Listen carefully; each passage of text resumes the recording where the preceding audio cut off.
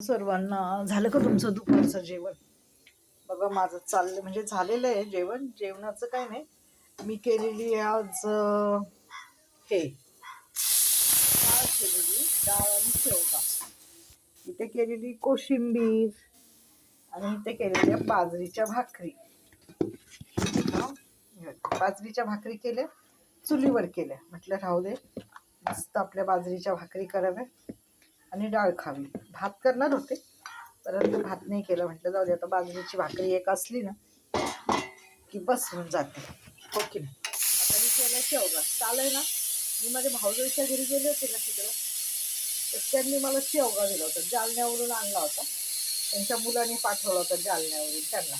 त्या म्हणाल्या की घेऊन जा तुम्हाला पण 3-4 शेवग्याच्या शेंगा. तर मी पण आणल्या. छान अशी शेवगा डाळ केली. मला देत असं माझी भाऊजाई मला देते, हा म्हणत होते ते. तर मी म्हटलं नको, जाते बाई मी माझ्या घरी. कारण काय झालं तिथं ना, मला झोपच लागेना हो रात्रीची. आणि मग मी म्हटलं नको बाई, मी माझ्या घरीच जाते, है की. कसं असतं, आपल्या घरची आपल्याला सवय असती.